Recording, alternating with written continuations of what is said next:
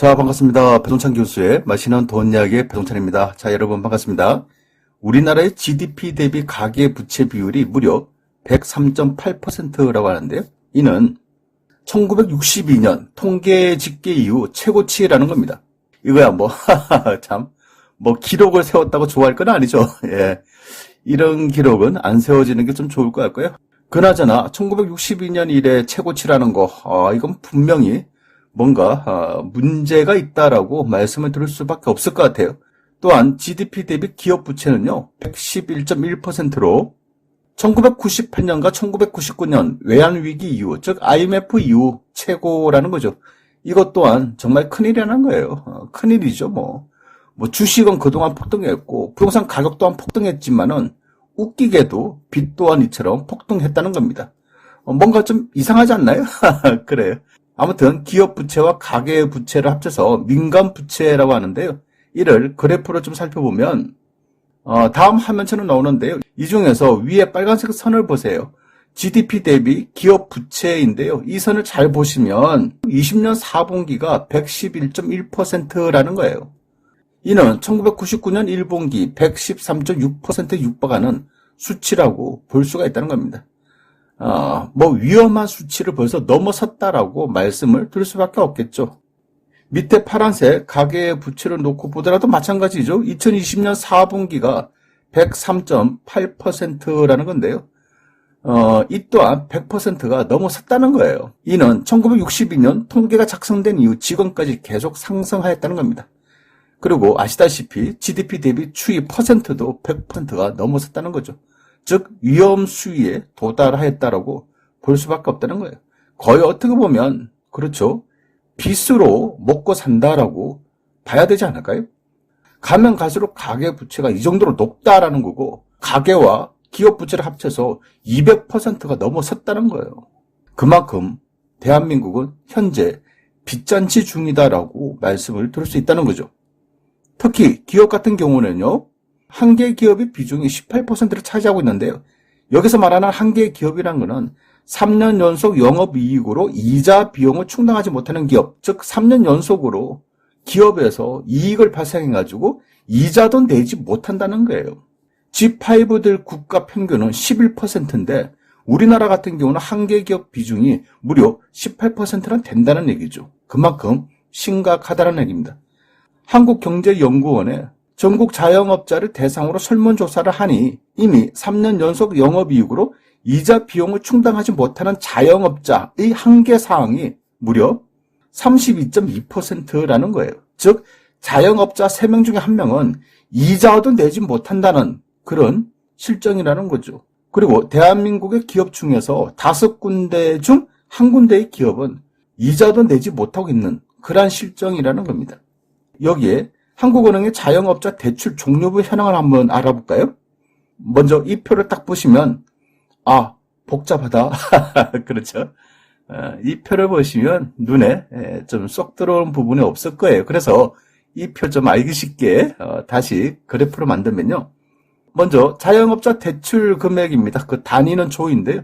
2015년도에는 422조, 2016년도에는 480조, 2017년도에는 549조, 2018년도에는 624조, 2019년도에는 684조, 2020년에는 803조라는 겁니다, 여러분. 어때요?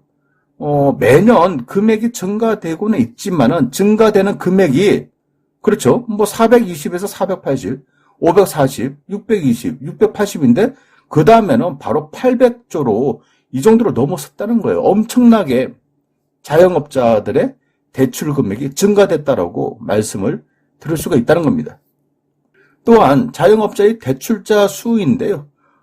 단위는 만 명으로 기준인데 2015년도에는 133만 명, 2016년도에는 143만 명, 2017년도에는 159만 명, 2018년도에는 177만 명, 2019년도에는 191만 명에서 2020년도에는 무려 238만 명이 대출을 받고 있다는 거예요. 엄청나게 대출받는 숫자가 증가되었다. 언제? 작년에 이렇게 말씀을 드릴 수밖에 없을 것 같고요. 이 정도로 심각하다라고 이렇게 또한 말씀을 드릴 수밖에 없다는 얘기입니다. 따라서 한국경제연구원의 보도 자료에 의하면요. 5년간 우리나라의 민간 부채 분석을 해본 결과 가계부채 GDP 비중을 보면 16.5%가 증가됐는데 이는 세계 평균보다 11.2%보다 훨씬 높다. 그리고 G5 국가들은 6.4%인데 우리나라가 16.5%나 증가됐다는 거예요. 그 정도로 민간 부채가 굉장히 급속하게 가파르게 상승되었다라고 말씀을 드릴 수밖에 없다는 얘기고요.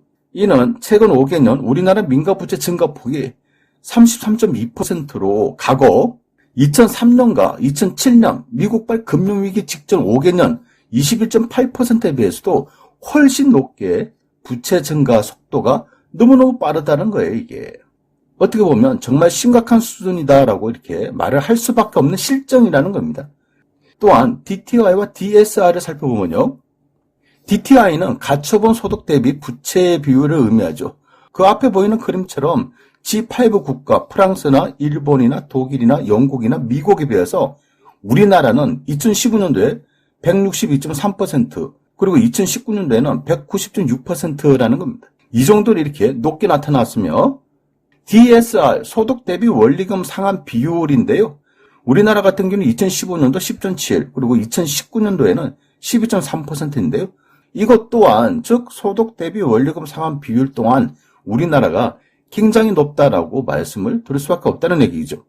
이처럼 우리나라의 가계대출, 기업대출이 증가된 원인, 이러한 원인이 무엇일까요? 물론 또 그래요. 뭐 돈을 빌리는 원인들 많겠죠. 여러 가지 요인들에 의해서 돈을 빌릴 수 있겠지만은 무엇보다도 이처럼 민간 대출이 많은 이유. 뭐 첫 번째로 본다면 먹고 살려고 돈 빌리는 거 아닙니까? 또 경기 자체도 안 좋고 코로나 이후 사업이든 장사든 얼마나 안 좋습니까? 그렇죠. 그러니 쉽게 대출을 받을 수밖에 없다는 얘기예요. 두 번째로 본다면 사업을 유지하려고 그래요. 기업이든 가게든 돈을 빌렸겠죠. 왜? 사업을 유지하려고. 사업을 해서 내가 돈을 벌기 위해서 대출을 받는 게 아니야. 그냥 현 상태로 유지하기 위해서.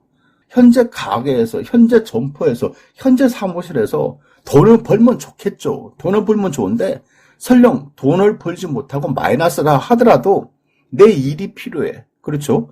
또 지금은 경기가 안 좋으니까 지금 이 단계지만 혹시 경기가 좋아지면 이 사업이, 이 장사가, 이 영업이 잘 될 거야. 그러면서 억지로 뭐합니까? 사업을 유지하는 거예요. 어떻게? 돈을 빌려서. 그래서 민간 대출이 증가되지 않았을까라고 저는 이렇게 생각을 하고 있다는 얘기입니다. 그리고 세 번째로는요. 투자의 목적이라는 거죠. 저금리 시대에 일단 돈을 빌려놓고 왜? 이자가 싸니까. 일단 돈을 빌려. 그리고 주식 투자를 한다거나 부동산 투자를 해서 자본적 이익을 추구하려는 목적으로 돈을 빌리는 경우도 있다는 거죠.